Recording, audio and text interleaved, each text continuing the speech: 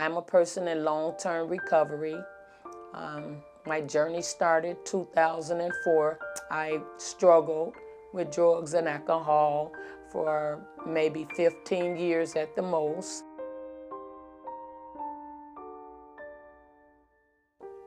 I come from a family of 9, 5 girls and 4 brothers. My mom died when I was 2 years old, so my dad took care of us. My dad died in 1982 due through alcoholism. That was my first experience with grief. My dad was my best friend, so that hit me hard. I felt alone when my dad died, even though I had sisters and brothers. But losing my dad is when my addiction kicked in. Even though my mom had passed when I was 2, I was too young to really know how I felt. But I could remember crying a lot when I would play with my friends and they would have moms.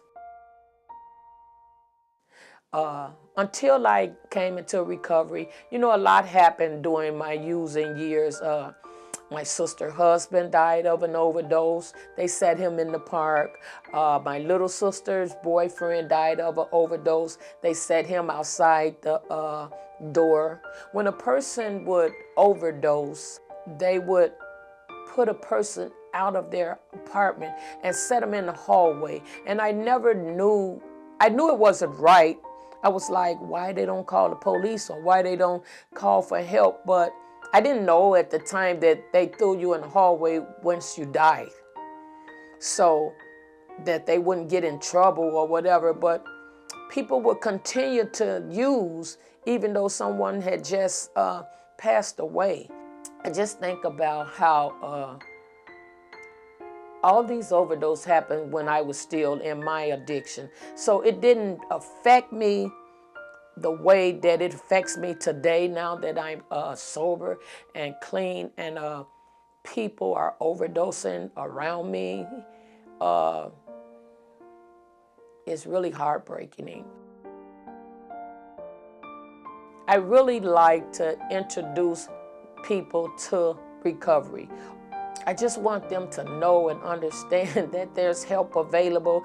You don't have to live like this. And I know they're using because they're grieving some type of situation, grieving from something, the loss of something, even if it's just having your child taken away. I lost a son due to my addiction. I think that's the second biggest grief in my life since my dad. I still grieve that child. Even though he's alive somewhere, I haven't seen him since he was 7 months old, due to me on crack rock. But yet, every June 4th, I go through a phase where my body craves my son.